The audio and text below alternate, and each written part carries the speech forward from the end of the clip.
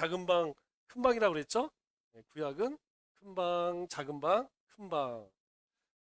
각각 몇 명이 산다고 그랬죠? 큰 방 안에 작은 방이 있고 큰 방 안에 작은 방이 있다고 그랬어요. 5, 12, 5, 5, 12. 자, 그러면 신약의 구조는 어떻게 되느냐? 신약은 자, 따라서 한번 해보겠습니다. 5, 다시 5, 9, 9, 4. 다 잊어버렸나요? 다시 한번 해보겠습니다. 시작. 5, 9, 9, 4. 자, 천천히 다시 5, 9, 9, 4. 예. 자, 신학의 구조는 5, 9, 9, 4. 그래서 집 모양이라고 그랬죠? 네, 구약의 구조는 큰 방, 작은 방, 큰 방. 신약의 구조는 5, 9, 9, 4. 5, 9, 9, 4. 이렇게. 자, 이 5는 무엇이냐? 사복음이죠? 사복음서 플러스 사도행전. 요게 5입니다. 가장 중요한 거죠. 예수님이 어떤 일을 행하셨느냐. 예수님이 행하신 일과 성령님이 행하신 일, 그게 무엇이냐. 사복음서에 보면 예수님이 행하신 일들이 나와 있고, 사도행전은 우리가 성령 행전이라고 이야기하죠. 성령님이 임하시고 나서 어떤 일이 일어났느냐. 자, 그 위에 교회가 세워지죠. 그 위에 교회가 세워집니다. 그 세워진 교회에 이제 편지를 보내죠. 교회가 든든히 세워나가기 위해서. 자, 우리가 예수님 위에 성령님 위에 교회가 세워지면 이 교회가 든든히 세워지기 위해서 사도 바울이 편지를 쓰고 사도들이 편지를 씁니다. 그래서 요 사도 바울이 편지를 쓴 것을 바울서신, 바울서신, 바울 편지라는 거예요. 바울이 보낸 편지 9개. 그리고 여기는 일반 서신이라고, 일반 서신. 예. 바울이 쓴 편지 아닌 나머지 편지, 일반 서신이라고 합니다. 자, 일반 뭐 바울이 보낸 편지는 지역을 생각하면 돼요. 자, 우리가 생각나는 지명이 있죠? 로마, 고린도, 전후, 데살로니가, 뭐 이런 데 있죠? 앳빌, 골, 요런 거. 요런 곳에 사도 바울이 쓴 편지. 그리고 나머지 가운데에서 제일 많이 쓴 게 요한이죠? 요한 1, 2, 3. 그리고 또 하나 쓴 거 있죠. 계시록. 그리고 베드로도 썼죠? 베드로 전후. 또 있죠. 야고보서, 약. 그리고 우리가 히브리서, 그리고 유다. 요 9권을 일반 서신이라고 그래요.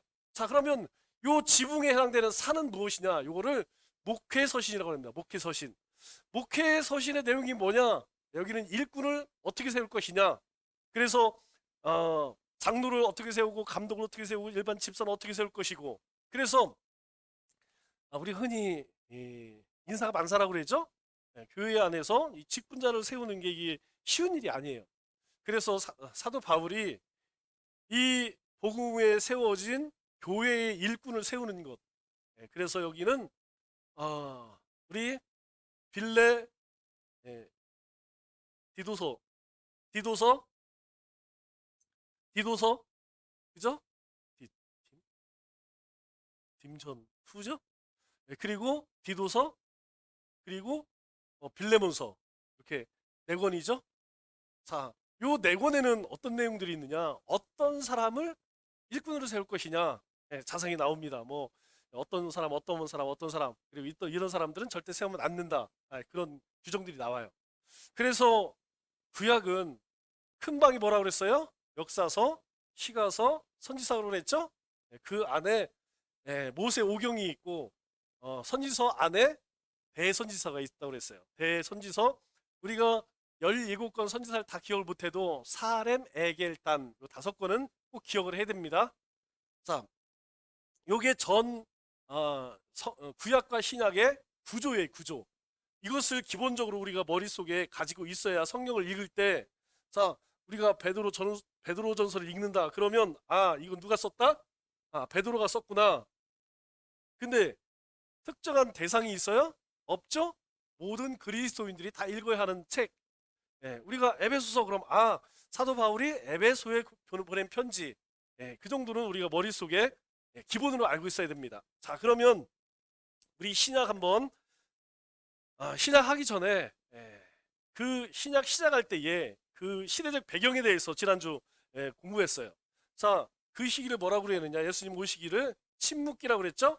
이 침묵기에 하나님이 무슨 어떤 일을 하셨다고 그랬죠? 세계 역사를 바꾸고 계셨어요. 왜 세상의 역사를 바꾸고 계셨느냐? 바로 이 땅에 예수님을 보내시기 위해서. 우리도 아기를 낳기 전에 뭐 하죠? 아기 낳을 준비를 하잖아요. 그죠? 뭐 병원도 알아보고 그리고 용품들도 쭉 사고 그런 것처럼 예수님께서 오시기 전에 이 침묵기 400년 동안 예수님께서는 세상의 역사를 바벨론에서 메데 바사로, 페르시아 시대에서 헬라 시대로, 헬라 시대에서 로마 시대로 이렇게 바꾸어 갑니다. 이유는 한 가지예요. 그들은 모르죠.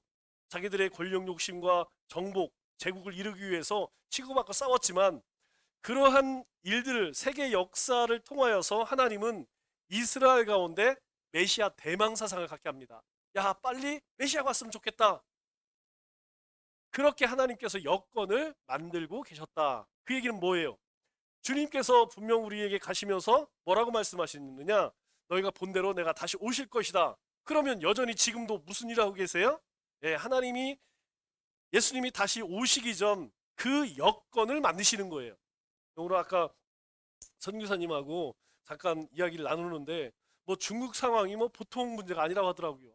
이거 뭐 경제뿐만 아니라 정말 살벌해졌대. 예. 점점점 주님이 오실 환경이 만들어지고 있습니다.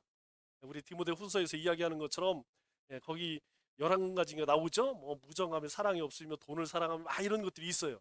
점점 그런 시대가 되고 있어요. 이 침묵기를 통하여서 예수님 오실 준비를 하신 것처럼 주님이 다시 오실 그때를 위해서 지금 하나님은 여건을 만드시고 계십니다. 그렇기 때문에 이럴 때일수록 우리가 더 깨어 있어야 돼요. 깨어 있어요. 영적으로 깨어 있지 않으면 그렇습니다. 사람은 자꾸 나태해지고 자꾸 세상 쪽으로 그렇게 가까이 갑니다. 자, 한번 넘겨주세요. 자, 한번 천천히 제가 한번 해보겠습니다. 자, 400년 침묵 말라기, 저쪽이 말라기죠, 구약. 그리고 마태복음, 열방들 헬라 제일 중요한 게 뭘래요? 헬라 사상이죠. 생각한 로댕, 헬라 언어, 이스라엘 여기 빵모자 있죠? 이스라엘 소망, 로마 군인, 로마 길. 자, 천천히 한번 해보겠습니다. 400년 시작. 400년 침묵 말라기 마태복음 열방들 헬라 언어 이스라엘 소망 로마 길. 자, 이 내용이 무엇이냐면 다 아시죠? 헬라 시대 때에 길을 언어를 통일한 것 이게 가장 중요하다고 그랬어요. 왜 그러냐? 이 언어를 통일하면서 이후에 이 헬라어로 전 세계로 복음이 확 퍼져나갑니다. 뭘 통해서? 핍박을 통해서. 복음이 예루살렘에서 유다로, 유다에서 사마리아로, 사마리아에서 핍박이 일어나죠. 그래서 막 사도들이 또 집사들이 막 죽임을 당하고 순교를 당합니다. 그래서 거기 머물 수 없기 때문에 이 예루살렘에서 유대에서 사마리아 땅에서 그리스도인들이 전 세계로 확 퍼져요. 퍼지면서 복음이 열방으로 그렇게. 그리고 이 압제로 인하여서 이스라엘 백성들은 빨리 메시아가 왔으면 좋겠다. 우리를 해방해주는 사람이 왔으면 좋겠다. 그래서 제자들조차도 예수님을 어떻게 생각했어요? 영적인 구원자를 생각하지 않고 민족의 구원자, 이 압제에서 그 로마의 압제 가운데 해방시켜줄 왕으로 그렇게 착각을 했죠. 자, 로마는 정복한 모든 나라의 길을 쫙 깔아서 수탈 목적으로 모든 길을 로마로 연결시켜 놨지만 결국 그 길을 통하여서 복음이 빠르게 전 세계로 퍼지게 되었습니다. 자, 두 번째로 우리가 기억할 것이 무엇이냐면, 자, 정치 세력입니다. 자, 정치 세력은 무엇이냐면 우리로 따지면 여당, 야당이에요. 항상 이스라엘 가운데에 적대 세력, 서로 절대 친해질 수 없는 사람들. 그 사람들이 어떻게 해요? 서로 안 맞아. 정치 세력. 정치 세력. 자, 사내들인 공의원들은 항상 사내들인 서기관들은 뭐예요? 글 쓰는 사람이죠. 서기관. 사두개인, 바리새인. 사두개인들은 머리만 컸다고 하는 거예요. 머리만. 이 사람들은 율법에 대해서는 도가 터, 머리는 커. 바리새인, 바리새인. 세리 뭐 좋아해요? 돈 좋아하죠? 세리, 열심당, 칼. 이 사람들은 자살 폭탄 테러 대원들이에요. 그냥 민족의 해방을 위해서는 물불 안 가리는 사람들입니다. 그래서 열심당, 내시각, 한복음. 자, 천천히 한번 해보겠습니다. 정치 세력, 사내들인, 서기관, 바리새인, 사두개인. 거꾸로 돼 있죠? 바리새인, 사두개인, 세리, 열심당, 내시각, 한복음. 자, 여기에서 우리가 기억해야 할 것은 많이 들어보기는 해요. 사내들인이 도대체 뭐냐? 사내들인. 그죠?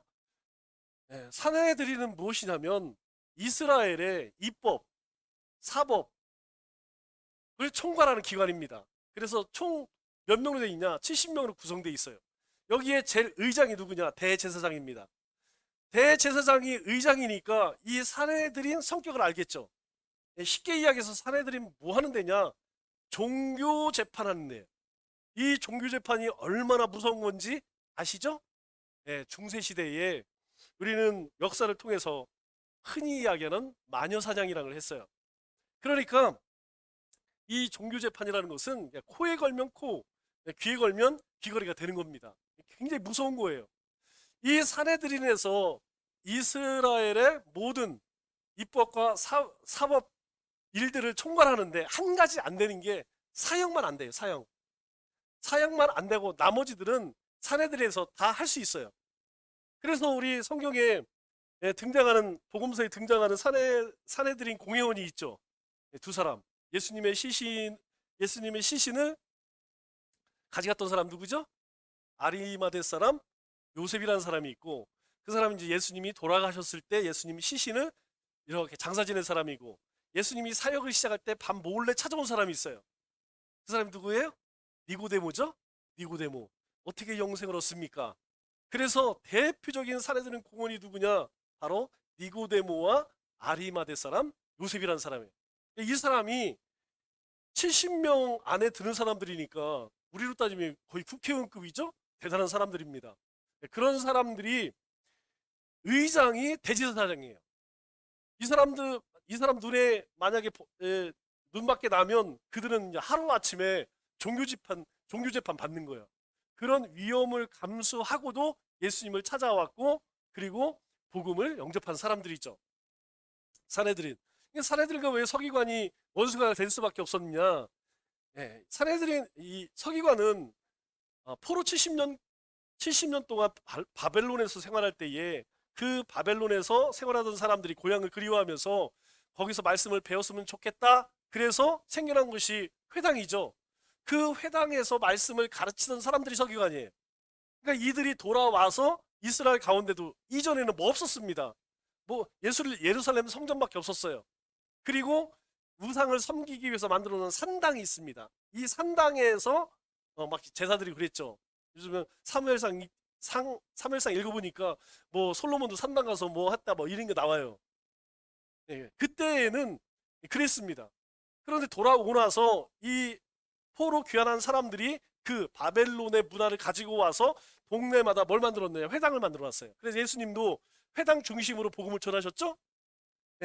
그러니까 돌아와서 침묵기 때에 이 서기관들이 굉장히 파워가 좋았어. 왜? 말씀을 가르치니까 백성들이 존경하고 백성들이 잘 따랐죠. 그런데 로마가 침략하면서 로마의 하수인으로 사내들인 공회를 만든 거예요. 그러니까 서기관은 좋아해 안 좋아해? 좋아할 수가 없지. 예전에는 다 우리가 그냥 모든 권세를 다 누렸는데 갑자기 사내들이 공회 만들어 갖고 뭐 자기네가 모든 일, 이 종교 무슨 일, 종교의 모든 일들을 관장하니까 이 사람들 좋을 수가 없죠. 그래서 사이가 안 좋아요. 또 바리새인과 서기관은 얘기할 필요도 없죠. 뭐 이 바리새인들의 타락이 싫어갖고 우리 종교 개혁하자 나온 사람들이 피리시 바리새인들이에요. 그런데 웬걸? 그러니 바리새인과 이 서기관 저기 사두개인들은 친해질 수가 없어. 세리는 뭐 얘기할 필요도 없고 세리하고 열심당한테 세리는 걸렸다면 그냥 암살당합니다. 그냥 죽는 거야 그냥. 이 사람들은 뭐 민족주의이기 때문에 그냥 자기 동족을 피를 빨아먹는 세리는 왼수같이 여겼어요. 그런데 예수님이 십자가에서 죽으실 때 이 사람들이 어떻게 해요? 하나가 됩니다. 절대로 신앙적으로 하나 될 수 없는 사람. 쉽게 이야기하면 우리는 칼빈의 5대주의, 칼빈주의죠? 우리 교도는 칼빈주의입니다. 칼빈의 5대 교리, 칼빈주의인데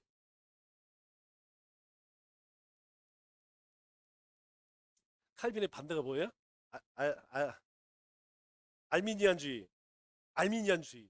이게 인본주의라 그래요. 자유주의. 우리는 절대로 받아들일 수 없는 게 예, 그 사람들은 우리가 미워하지 않지만 그 사람들이 주장하는 이 알미니안주의, 자유주의, 인본주의 이건 못 받아들여요. 우리는 신 중심이야. 인간 중심이 아니야. 똑같은 겁니다. 이건 우리가 받아들일 수 없듯이 이 사람들은 서로 안 맞는 사람들이에요. 신앙적으로 안 맞는 사람들이에요. 그런데 예수님 죽일 때는 어떻게 해요? 다 하나가 되어서 한 마음이 되어서 우리가 여기서 한 가지 잘 조심해야 될 게 뭐냐면 좋은 일 할 때는 다 마음이 갈라집니다. 예를 들어서 교회 청소하자. 그러면 야 뭐 그냥 물로 청소하자. 어떤 사람은 비누로 청소하자. 그래서 밥할 때도 김치찌개 하자, 된장찌개 하자. 이것 때문에 막 좀 다툼이 일어나요. 그런데 나쁜 일을 할 때는 절대 그렇지 않다. 나쁜 일 할 때는 직분이 어떻든 신앙 연수가 어떻든 다 한 마음이 되어서 악한 짓 합니다. 여러분들이 항상 조심해야 돼요. 세상에서든 교회 공동체에서든 항상 조심해야 돼요. 이 악한 일을 할 때는 우리가 흔히 이야기하죠. 이 사탄의 미혹이 돼버려. 그래서 정신 바짝 차리지 않으면 자기도 모르게 훅 휩쓸려가. 누군가 와서 막 얘기하면 확인도 안 해보고 확인해보면 한 번만 확인하면 되는데 확인도 안 해보고 그냥 마음 다 뺏겨버려. 항상 조심해야 돼요. 이거는 어디든지 어느 시대든지 항상 그래 왔어요. 늘 조심해야 됩니다. 좋은 일 있을 때는 조심 안 해도 돼요. 그럴 뭐 김치찌개든 된장찌개든 큰 문제가 있어요. 그런 건 문제가 안 됩니다. 그러나 악한 일을 할 때는 정신 바짝 차리고 이것이 옳은가 그른가 잘 따져보고 우리가 참여해야겠죠? 자, 내 시각 한 복음이라는 것은 내 시각이 뭐예요? 마태, 마가, 누가, 요한복음. 여기 왜 예수님의 이야기를 이렇게 그냥 한 권에 마태복음에 딱 모아놓으면 얼마나 좋아. 그런데 왜 네 권을 써서 예수님께서 행하신 일들을 정할까요? 그것은 이유가 있다고 그랬죠? 첫째, 대상이 다릅니다. 마태복음 대상은 누구예요? 유대인이죠?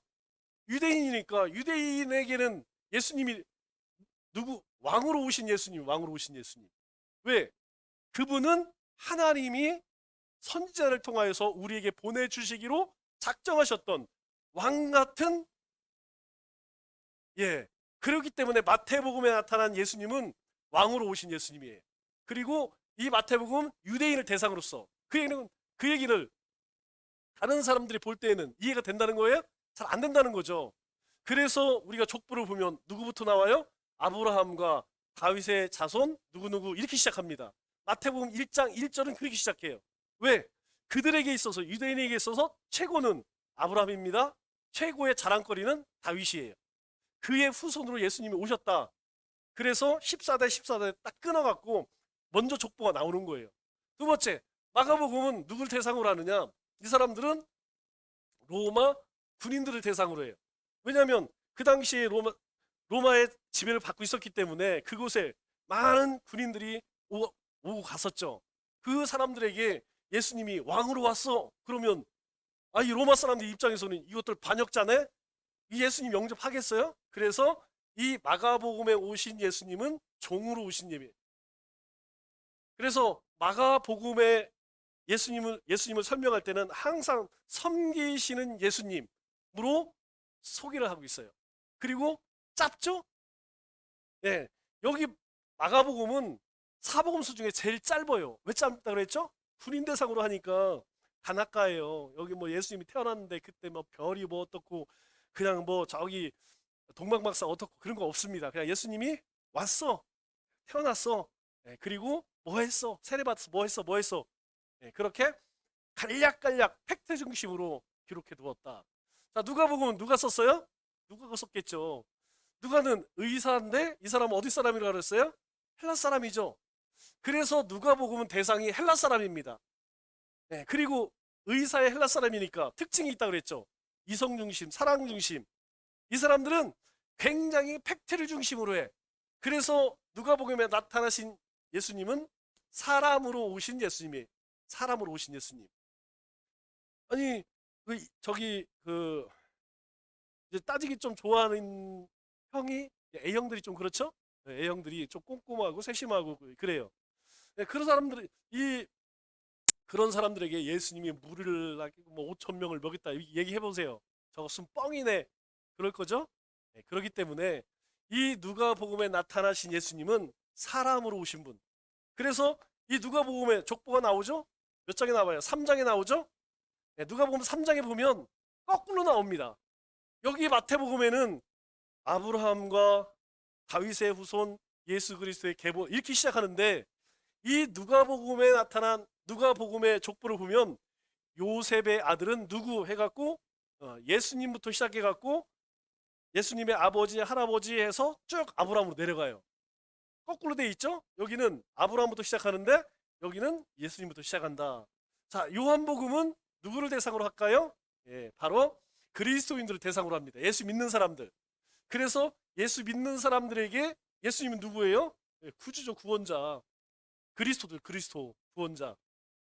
자, 똑같은 예수님에 대해서 기록해 놓았지만 각각 대상과 예수님의 모습은 다르다.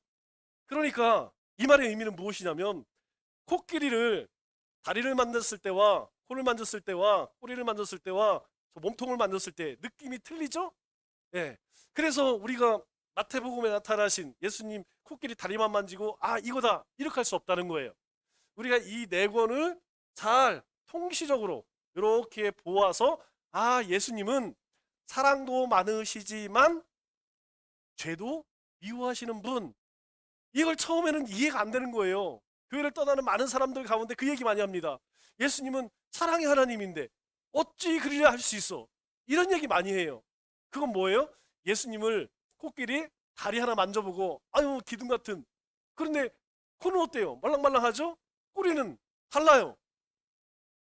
이 예수님을 이렇게 쓴 대상과 나타나신 예수님을 생각하지 않고 그냥 한쪽만 바라보고서 예수님을 이야기할 수는 없다. 그래서 우리가 이 사복음서와 함께 같이 꼭 읽어야 하는 것이 사도행전입니다. 사도행전, 예수님께서 이 땅에 사람으로 오시고 떠나실 때에 보내셨던 성령이 임하니까 어떤 일들이 일어났느냐. 이 얘기는 곧 나에게 성령이 임하면, 내 안에 성령님이 충만하시면 내 삶은 어떻게 변화될 것이냐. 이거 똑같은 얘기예요. 사도행전에 성령이 임하니까 어떤 일이, 다른 것 다 거두절미하고 욕심이 사라집니다. 그러면 사람이 첫 번째 나타나는 게 욕심 아니에요? 우리가 이거 되게 중요시 여기잖아요. 물질, 그죠? 이거 제일 중요하게 여기는데 이거에 대한 욕심이 사라져. 그래서 막 통용하게 되죠? 그 다음엔 어떤 일이 일어나요? 나가서 예수 믿으시오 하고 전하는 거예요. 그 다음에 목숨도 아깝지 않아. 우리가 예수님을 영접하여서 우리 안에 성령이 임하게 되면 우리 삶이 그렇게 된다는 거예요. 그냥 움켜쥐는 것이 아니고 베푸는 삶을 살게 되고 나가면 한번 예수 믿어보세요. 그리고 목숨이 위협을 받는다 할지라도 전혀 두려워하지 않는, 이게 순서입니다. 그래서 예수님을 만나고 성령이 임하면 그렇게 살게 된다는 것이죠. 자, 자, 그러면 예수님께서 어떻게 이 땅에 오셨는지부터 한번 보겠습니다. 자, 베들레헴 지명은 자, 갈릴리 요단강 사해 지중해. 자, 요거는 항상 머리에 둬야 된다 그랬죠? 지명은 항상 손으로 찌르는 거예요. 여기 베들레헴입니다. 자, 베들레헴 이렇게 찔러요. 자, 베들레헴 예수님이 탄생했죠? 예, 이게 안아주는 거예요. 자, 베들레헴 탄생. 자, 한번 같이 해보겠습니다. 베들레헴 탄생. 자, 여기 베들레헴이니까 예, 나사렛은 어디 있죠? 요 갈릴리 위쪽. 여기 나사렛이죠? 나사렛. 예수님께서 나사렛에서 뭐 하고 자라셨어요? 예, 아버지가 목수였죠? 목수여서 이제 톱질하는 거예요. 톱질. 예, 목수. 자, 나사렛 목수. 자, 요단강 강은 이렇게 손으로 근다고 그랬어요. 나일강. 자, 요단강. 자, 물속에 들어오면 물속에 들어왔다면 코로 물 들어가죠? 네, 코 막고 올리면 됩니다. 세례. 자, 예수님께서 세례 받은 시험을 받으신 사탄에게 끌려간 성령의 인도하심으로 사탄에게 시험 받은 곳이 어디냐? 예, 여기 예루살렘 요 바로 밑에가 여리고죠?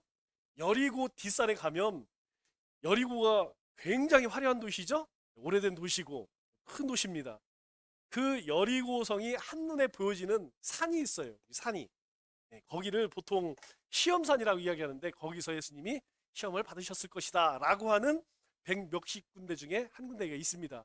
네, 정확히 어디는 몰라요. 네, 그러나 광야라는 건 확실해. 네, 왜냐하면 뭐 사람이 사는 지역 몇 군데 빼고는 사실 다 광야니까. 자, 그냥 광야, 시험. 아, 천천히 한번 제가 해보겠습니다. 자, 베들레헴 탄생부터. 자, 베들레헴 탄생, 나사렛, 목수, 요단강, 세례, 광야, 시험. 자, 자 예수님께서 태어나실 때 왜 베들레헴으로 가셨는가? 이게 중요해요.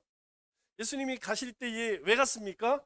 아우구스도 예, 저기 뭐 지금 저기 뭐야 가이샤가 죽고 그리고 막 옥타비아누스 브루투스 막 이런 사람들이 지금 막 전쟁 벌이는 사이에 이스라엘 가운데 다 호적 정리해.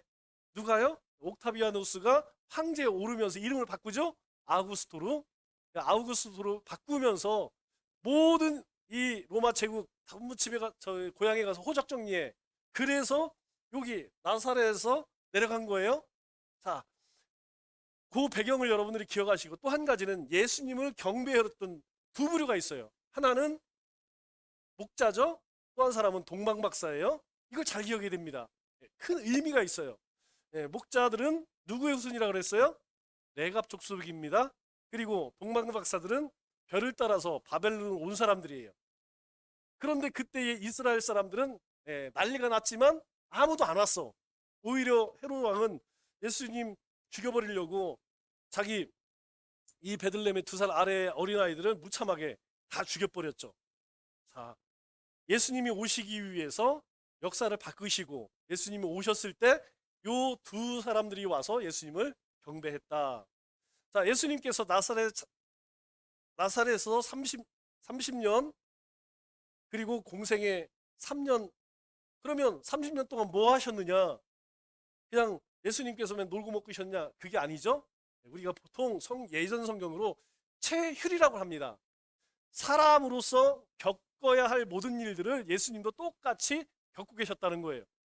예수님께서 사람으로 오셨기 때문에 예수님도 성경에 중요하지 않기 때문에 기록하지 않았지만 예수님을 조회했던 어떤 여인도 있을 것이고 예수님이 짝사랑하는 사람도 있었겠죠. 예수님도 다친 있을 것이고 뭐 친구들과 싸운 적이 있겠죠. 예수님께서도 우리가 똑같이 사람으로 살아가면서 겪는 모든 일들을 30년 동안 그렇게 경험하셨다는 거예요. 우리는 이것을 뭐라고 그러냐면 준비라고 합니다. 준비. 우리가 하나님 앞에 쓸 때 30년에 10%밖에 안 돼요. 쓰임만 것은. 우리 모세도 80년 그렇게 훈련받고 40년 쓰임 받았죠? 똑같은 거예요.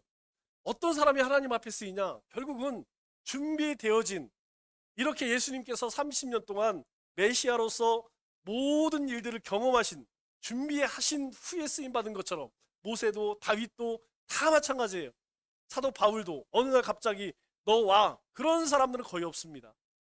대부분 그들 삶을 보면, 하나님께 붙들 쓰임 받는 사람들을 보면 그 준비 기간이 있었다는 거예요.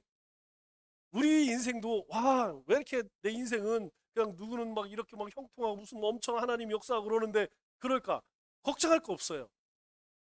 하나님께서 우리에게 복을 부어주시면 한 달이면 1년이면 10년 동안 하실 일 한 달, 1년에 다 하십니다. 그걸 경험하지 않은 사람들은 자꾸 의심해요. 자꾸 낙심합니다. 그러나 그걸 경험한 사람들은 절대로 낙심하지 않습니다. 왜냐하면 우리가 볼 때에는 하나님께서 매달 뭐 10명씩 보내주지 1년에 이만큼 부응하는데, 그건 사람 생각이에요. 하나님이 한번 열어주시면 우리의 삶에 물질이든 권세이든 부응이든 하루아침에 하나님께서 채워주신다는 걸 믿어야 됩니다. 중요한 건 무엇이냐면 그 준비가 되어졌느냐. 그럼 80년 준비가 되었기 때문에 쓰임받았어요. 우리가 알다시피 사도 바울이 학력이 부족합니까? 집안이 부족합니까? 배경이 부족합니까? 그가 그렇게 준비되어 있지만 한순간 예수님 만나니까 인생이 완전히 바뀌어져 버리는 거예요. 마찬가지로 우리가 하나님 앞에 어떻게 준비되어져 있는가, 우리는 여기에 신경 써야 돼. 여기에 이거에 신경 쓸 것이 아니라 여기에 신경 써야 돼요. 그래서 여러분, 더디지만 우리가 큐티 생활이라든가 말기 참매라든가 우리 100일 전도지 갖고 다니기 뭐 이런 것들을 소홀히 여기지 마세요. 이런 것들을 남이 보든 안 보든 내가 하나님 앞에 신실하게 그렇게 순종하고 감당하면 하나님께서 한순간에 우리 인생을 확 들어 쓰시는 거예요. 하나님이 들어 쓰시면 여러분 상상을 초월합니다. 상상을 초월해요. 자, 요단강에서 세례 받으실 때 뭐가 임하죠? 성령이 임하죠? 보세요. 요 순서가 참 중요합니다. 왜냐하면 사도행전의 역사도 똑같아요. 예수님께서 공생애를 시작하기 전에 준비하십니다. 그리고 세례 받으실 때 무슨 역사가 일어나요? 성령이 임해야 돼요. 성령. 네. 성령 없이는, 성령님, 우리가 또 보혜사라고 그랬죠? 우리를 돕는 자예요. 성령님이 없으면 누가 일해야 되면 내가 일해야 돼. 내가. 여러분, 우리가 교회 일을 다 해보셔 알겠지만 내가 하려면 짜증나 못합니다. 신경질나도 못해요. 못합니다. 한두 번, 뭐 몇 년, 뭐 한 몇 년은 2, 3년은 하겠죠. 그런데 그것을 평생 동안 하나님 앞에 나갈 때 감사함으로, 기쁨으로 그 일을 감당하기 위해서는 우리가 성령 충만하지 않고는 이거 못합니다.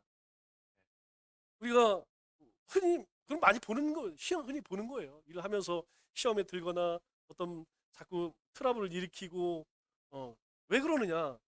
그건 성령님이 주시는 힘으로 하지 않고 자기 힘으로 하려고 하니까 자꾸 부딪히는 겁니다. 왜? 육체의 소욕과 성령의 소욕이 함께 될 수가 없어요. 이거는 될 수가 없습니다. 그렇기 때문에 그러면 그냥 가만히 있어도 성령이 충만하느냐? 천만의 말씀입니다. 우리가 성령 세례죠? 우리가 성령 세례 받는 것은 은혜예요. 이것은 하나님이 우리에게 찾아오셔서 우리로 하여금 예수님을 알게 하시고 고백하게 하십니다. 그 이후로 그 말씀에 순종하며 살아갈 것은 누가 해야 되냐면 내가 해야 돼요. 내가. 성령 세례는 하나님이 은혜를 주시는 것이지만 성령 충만한 삶을 사는 것은 내가 해야 된다. 그냥 가만히 있으면 하나님께서 은혜로 그냥 성령 충만 아닙니다. 똑같은 거예요. 우리 믿음과 행위가 같은 것처럼 성령님이 우리 가운데 임하셨으면 성령 충만하기 위해서는 누가 해야 돼? 내가 해야 돼. 내가 성령 충만할 수 있도록 말씀을 읽고 묵상하고 또 쓰고, 그리고 기도 생활을 해야 되고, 이거 안 하면 안 됩니다. 그래서 성령 충만하기 위해서 은혜의 방편이라고 그러죠. 말씀과 기도 없이는 안 됩니다. 이거 절대 성령 충만. 그러니까 주님의 일 하기가 힘든 거예요. 우리가 주님의 일을 기쁨으로 하기 위해서는 성령 충만함을 받아야 됩니다. 성령 충만함 받는다는 것은 우리가 말씀과 기도 생활에 힘써야 돼요. 내가 영적으로 힘이 들면 힘이 들수록 더 해야 돼요. 분량이라는 게 있습니다. 여러분 1학년이 배울 과제가 있고 6학년이 중학생이 배워야 할 양이 있어요. 목회자가 목회를 하기 위해서 감당해야 할 은혜의 양이 있고 장로님, 권사님, 안수집사가 감당해야 할 양이 있어요. 그런데 그것이 부족하게 되면 뭐가 나오겠어요? 뭐가 나와? 자기 배 속에 있는 게 자기게 나오지. 막 신경질이 나고 짜증이 나고 힘이 든 거예요. 만일 여러분들이 영성생활, 경건생활, 또 뭐 전도생활에 있어서 뭔가 부족함이 느껴지고 갈급함이 느껴진다. 이거 더 힘써야 됩니다. 이거 더 많이 해야 돼요. 더 많이. 지금 우리 하루에 한 장 읽는 거 안 돼요. 그런 사람들은 하루에 3장이 아니라 30장씩 읽어야 돼요. 1년에 한 번 통독할 것이 아니라 1년에 3번, 4번씩 통독해야 됩니다. 왜냐하면 그 사람은 이미 다른 사람들보다 믿음의 분량이 커서 더 많이 하나님께 쓰임받기 때문에 그만큼 더 많이 사단의 유혹을 받는다는 거예요. 더 많은 그런 영적인 싸움이 있다는 거예요. 그걸 견뎌내기 위해서는 기도 시간도 늘려야 되고 말씀도 늘려야 됩니다. 그런데 이건 안 늘리고 일만 많이 하게 되면 어떻게 돼요? 당연히 고갈되는 거죠. 부족하죠. 힘이 드는 거죠. 메마른 거죠. 이게 영적인 원리입니다. 원리. 영적인 원리. 우리 회사에서 그렇잖아요. 회사에서도 직급이 올라가면 뭐가 올라가요? 월급이 올라가잖아요. 월급은 적게 주고 일은 많이 시켜. 그럼 사람이 뻔합되는 거예요. 이게 재미가 없는 거예요. 직장 가기 싫은 거예요. 아니, 저놈은 저 악덕 기업주 맨날 그냥 사장 보고 욕 나오는 겁니다. 그런데 내가 직급을 올릴 만큼, 아니 내 직급에 내가 생각해도 막 감당하지 못할, 나는 원래 1,000만 원짜리인데 우리 사장님 난 좋게 봐서 뭐 2천만 원을 줘. 다른 사람들은 1,000만 원 주는데 나만 1,500만 원, 2천만 원 줘. 그러면 어떻습니까? 신이 나는 거지. 아이고 뭐 사장이 날 인정하는구나. 예. 근데 말로만 아이고 너 참 수고해. 그래놓고서 안 줘봐. 이게 힘들어 못 한다니까. 신랑 똑같은 거예요. 똑같습니다. 하나님이 여러분들이 그런 믿음의 분량이 있어서 세워줬으면 그걸 감당하기 위해서는 성령 충만해야 돼. 성령 충만하기 위해서 이거 힘써야 됩니다. 우리가 하고 있는 뭐 큐티나 말기찬매는 가장 하한선이야. 하한선. 가장 밑바닥. 그거 밑으로 내려가면 안 믿는 불신자가 똑같아져. 그건 제 하한선이에요. 그걸로 만족하면 안 됩니다. 그거 이상으로 개인의 경건 생활에 시간을 가져야 돼요. 자, 예수님께서 광야에 시험 받으실 때에 3가지를 봤죠? 첫째는 돌을 떡으로 만들어라. 첫 번째 시험의 핵심은 뭐예요? 사람은 무엇으로 살 것이냐? 무엇으로? 나는 돈으로 살 것이냐? 권세로 살 것이냐? 인맥으로 살 것이냐? 이거 빨리 결정해야 돼요. 아니면 나는 하나님의 말씀으로 살겠다. 이거 빨리 결정해야 됩니다. 예수님께서 능력이 없어서 돌을 떡으로 못 만들었을까요? 아니에요. 그럼에도 불구하고 예수님이 뭐라고 말씀하시냐? 신명기 말씀을 그대로 가져와. 사람이 떡으로 사는 존재 아니라는 거예요. 하나님의 말씀으로 사는 존재라는 거예요. 우리가 하나님의 사람으로 살기 위해서 첫 번째 말씀으로 사는 존재라는 거예요. 두 번째, 한번 높여 뛰어내려 봐라. 그러면 와서 천군 천사가 받아줄 거다. 예수님께서 뭐라 그래? 이거 네 주 하나님을 시험을 해?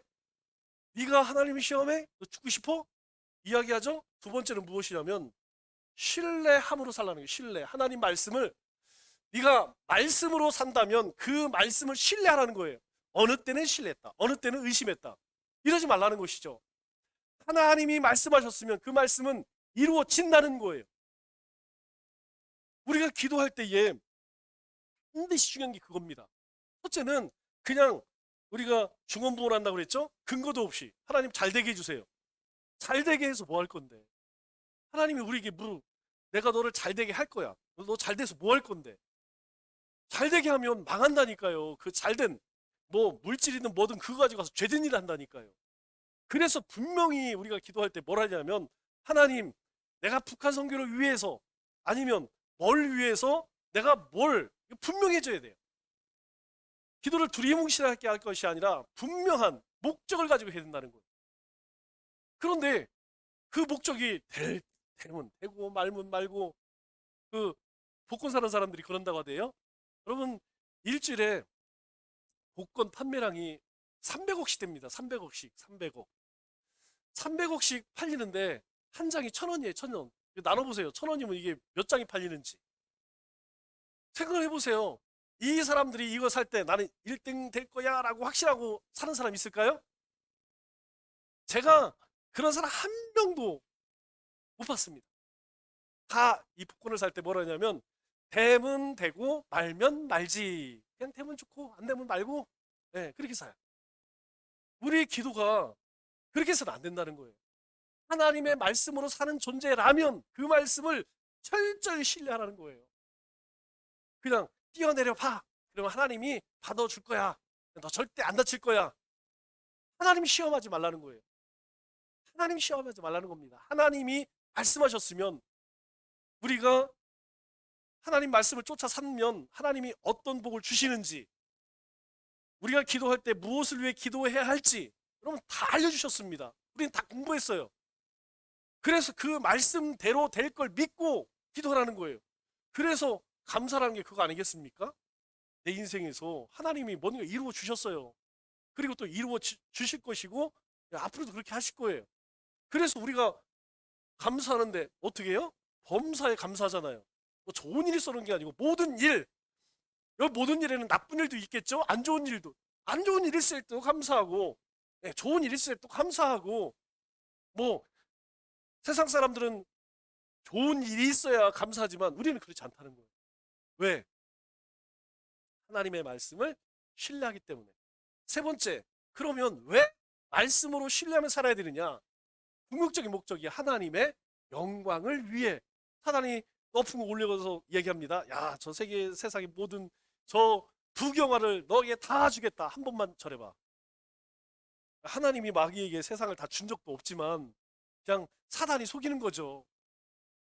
예수님이 그런 시험 받을 때도 좀 황당했을 거예요. 예수님 좀 황당했을 거예요. 예수님이 하는 얘기 뭐예요? 네가 어디 하나님의 영광을 가르치려고 그래? 야, 오직 영광 받을 분은 하나님밖에 없어. 하나님의 영광을 위해 살아.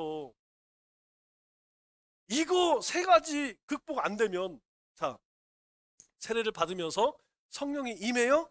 성령 충만합니다. 그러면 그 다음에는 우리가 모든 일이 다 망상형통하느냐? 천만의 말씀이에요. 우리가 예수님 믿어도, 예수님 믿고 살아도 우리의 삶에 여전히 굶주림이 찾아오고 핍박이 찾아오고 공고함이 찾아오고 어려움 찾아옵니다. 이거 이기려면 우리에게 보여주시는 거예요. 예수님이. 성령 충만도 안 돼. 이 시험이 찾아올 때 이것도 안 돼. 우리가 어떤 문제가 생기면 하나님 말씀 막 빨리 찾아야죠. 아마 이제까지 성경 우리가 하라고 하는 대로 성경을 읽고 그렇게 하신 분들은 시험이 딱 찾아오면 벌써 하나님 말씀이 따라락 해서 딱 머릿속에 떠오르는 말씀이 있어요. 막 내가 힘들 때에 하나님이 주시는 말씀이 내 마음을 딱 붙듭니다. 붙어요. 그리고 그걸 신뢰합니다. 그러니까 우리가 요 절벽 끝까지는 갈 수 있어요. 그런데 여기는 안 넘어간다는 거예요. 왜? 하나님의 말씀이 있으니까. 그런데 성령 충만하지도 않아. 사단이 주는 시험 가운데 이것도 못 이겨내. 그러니까 어떻게 해요? 좌로나 우로나 치우치지 말라는데 항상 좌로나 우로나 치우쳐. 뭐 문제만 있으면 안 빠져. 이쪽에 갔다가 또 저쪽에도 꼈다가 그냥 온갖 이 좋지 않은 데에는 빠지질 않아. 왜 그렇습니까? 이 두 가지예요. 이 신앙적인 원리를 여러분들이 잘 기억하셔야 돼요. 내가 안에 어떤 공감이 찾아온다? 아, 내가 지금 영적으로 하나님의 영이 지금 내 안에서 바닥을 치는구나. 그러면 빨리 은혜 주시는 하나님 앞으로 나가야 돼요. 말씀 붙들고 성경 암송하고 기도하고 그리고 이거 붙들어야 됩니다. 다른 것이 아니에요. 하나님 영광 드러내기 위해서 이 전제 조건이 안 되면 하나님의 영광을 드러낼 수가 없다니까요. 자, 좀만 더 하겠습니다. 자, 다음. 자, 예루살렘. 자, 여기 예루살렘이죠. 자, 예루살렘 거듭남. 거듭남이죠. 자, 수가는 어디 있습니까? 수가는 여기 갈릴리죠. 갈릴리 가기 전에 바로 여기가 수가성이죠. 수가. 자, 수가성 여인, 우물가 여인 얘기하는 거예요. 자, 거듭남, 수가, 우물가 여인, 나사렛, 배척, 가버나움, 열두 제자 머리 씁니다. 열두 제자, 산상, 수훈, 마귀를 무찌름. 자, 여기까지 간략하게 하겠습니다. 자, 예루살렘 거듭남이 뭐예요? 예, 예수님께서 공세를 시작하는데 니고데모가 찾아와. 어떻게 해야 영생을 얻겠습니까? 우리에게도 이 영생의 문제가 가장 크죠? 여러분, 예수 그리스도를 왜 믿어야 돼요? 영원한 생명 얻기 위함입니다. 우리의 생명은 이 땅에서 60년, 70년, 70년, 80년이 문제가 아니라는 거예요. 그 이후에 어떻게 될 것이냐? 영원히 지옥 갈 것이냐? 갈 것이냐? 그래서 물과 성령으로 거듭나지 아니하면 거듭남에 대해 이야기해요. 그러니까 이전 죄된 모습은 죽어져야 되고 다시 태어나야 된다는 거야. 그리스도의 십자가에서 내가 죽고 다시 태어나는 거예요. 그게 뭐요? 예수님이 이야기해요. 나를 따르려거든 자기를 부인하고 자아를 부인하고 자기 십자가를 지어서, 이거 여러분들이 마음속에 새겨놓지 않으면 우리가 절대로 거듭남에서 못 삽니다. 내 자아라는 게 뭐예요? 내 생각. 야, 내가 생각할 때 저 김 집사는 큰 문제예요. 야, 내가 생각할 때 요거는 하지 말고 저거는 해야 돼. 이거 아니라는 거예요. 그렇게 하지 말고 내가 하나님 앞에 기도하는 가운데 주시는 마음이 뭐냐는 거예요. 그래서 여러분들에게도 말씀드렸죠. 우리 청년들이 이제 세상에 나가서 고민되는 게 뭐냐면, 예, 야, 이거 술을 먹어야 되냐 말아야 되느냐, 아, 여자친구하고 놀러 가야 되냐 말아야 되느냐. 우리 딸내미가 이야기했죠. 이게 순결을 지켜야 되냐 말아야 되느냐. 그거 뭐 하지 말아 한다고 말을 들을까요? 아니, 본인 스스로 알아야 됩니다. 이걸 왜 해야 되는지 말아야 되는지 자기 스스로 알아야 돼요. 그렇게 하려면 어떻게 된다는 거예요? 거듭나지 않고는 안 된다는 거예요. 우리의 옛 육신의 정욕과 안목과 이생의 자랑을 쫓던 옛 모습, 그게 죽어지지 않으면 우리는 절대로 안 된다는 거예요. 그래서 예수님께서 영생을 얻기 위해서는 내가 죄 씻음, 네가 세례를 받음으로 인하여서 이제 나는 죄에 대해 죽었습니다. 그리고 성령이 임하심으로 인하여서 이제 나는 내 마음, 내 생각으로 사는 게 아니라 성령에 사로잡혀 살아갑니다. 성령이 주시는 마음으로 살아갑니다. 간단해요. 야, 내가 오늘 주일인데 예배를 드릴까 말까 마음속에서, 만약 성령님이 오늘 안 드려도 돼, 그냥 나가 놀아, 그럼 나가 놀으세요. 그런데 나가 놀다 보니까 마음이 되게 불편해. 그러면 하지 말라는 거예요. 그건 하나님이 기뻐하지 않는다는 거예요. 힘이 들어도 저는 오늘 주일 예배 드리고 놀겠습니다 하고 예배 드리고 놀아보세요. 그럼 마음이 편하다니까요. 여러분, 길을 가다가 거지가 있어. 그런데 주님은 분명히 주라고 그래. 주고 싶은데 돈이 아까운 거야. 그냥 갔어. 마음이 편하면 그냥 가면 돼요. 그런데 마음이 불편하면 그 불쌍한 거지가 자꾸 마음속에 걸리면 그냥 얼마가 있든 간에 주라는 거예요. 그러면 내 안에 뭐 기쁨이 누린다는, 내 기쁨이 누리다는 거예요. 내가 어떤 갈등에 문제가 있어요. 그때 내 마음 가운데 뭔가 거침이 있어. 그때 괴로워. 그러면 가서 손 내밀고, 아, 미안해 하라는 거예요. 그게 무엇냐면 성령의 인도함을 따라간다는 거예요. 그래서 그렇게 살지 않으면 영원한 생명 얻기가 어렵다. 또 한 가지는 무엇이냐? 십자가가 뭐예요? 십자가는 예수님의 사명이었습니다. 예수님이 이 땅에 오신 이유는 십자가 지시기 위함이에요. 그렇다면 하나님이 나에게 주신 십자가가 뭐예요? 어제도 보니까 오후에 오셔서 그냥 겨울 동안 쌓아놓았던 뭐 저기 밑에 뭐 깔개 뭐 눈 치우는 이런 거 청소하시고 계시더라고요. 바보라 그렇게 할까요? 그럼 그 시간에 편안하게 좀 쉬고 자기 일 할 수 있죠. 그런데 시간을 내서 교회를 쓸고 닦고 왜 그럴까요? 왜요? 그게 하나님이 나에게 주신 사명이니까. 내가 다른 건 못하도 그거 할 수 있는 마음과 그거 할 수 있는 은혜를 내가 주셨으니까 하는 거예요. 여러분 여기 찬양인 맨날 이야기하면 찬양하는 사람도 죄졌습니까? 이 사람들은 뭐 1년 360일 맨날 찬양 인도하고 기타 치고 뭐 왜 이거 어디 이 사람들은 어디 가고 싶지 않을까요? 왜요? 하나님 주신 사명이 있기 때문에 거기 가서 노는 것보다 이게 기뻐. 이거 안 하고 가면 마음이 괴로워. 그냥 찝찝해. 한 주간 뭔가 막 걸린 것 같아. 그게 바로 성령 인도하심 따라 살아가는 거예요. 그렇게 살라는 거예요.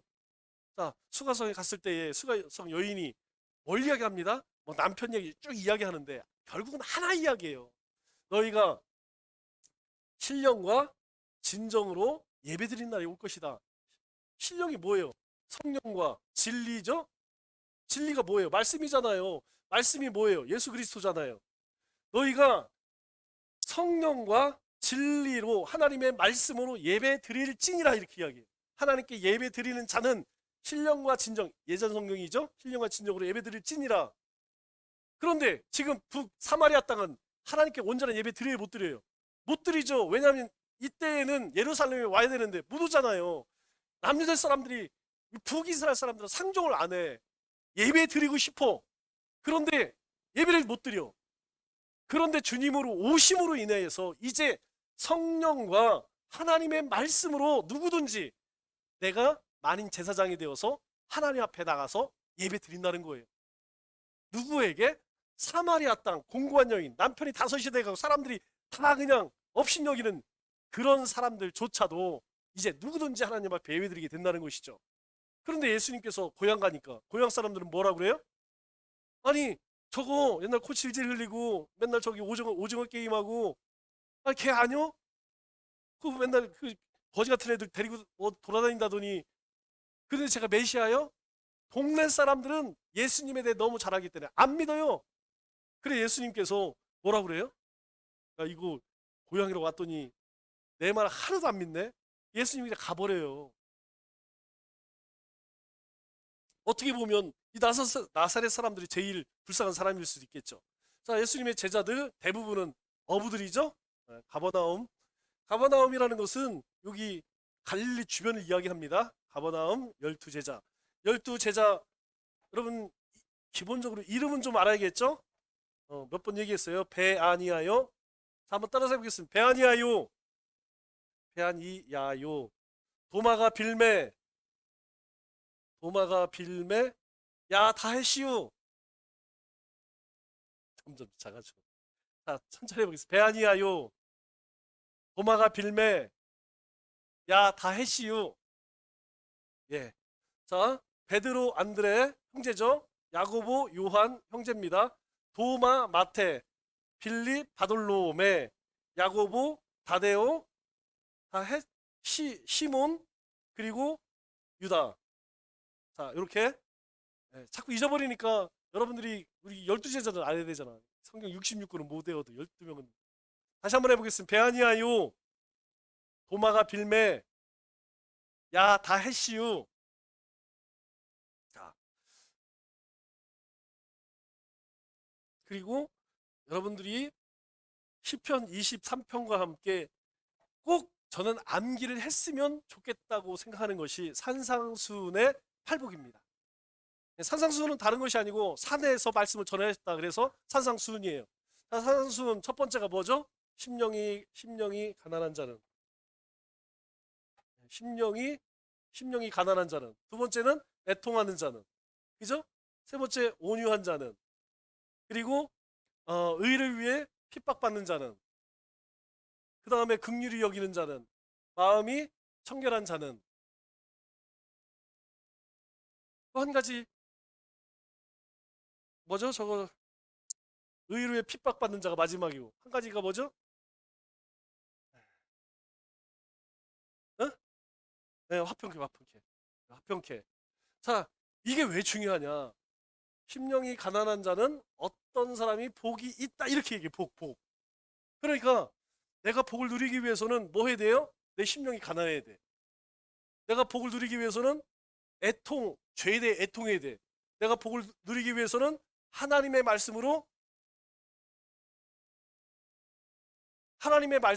길을 들여야 돼. 내가 복을 누리기 위해서는 의를 위해서 핍박을 받는다 할지라도 그렇게 살아야 돼. 자, 오늘은 여기까지 하겠습니다. 기도하겠습니다. 하나님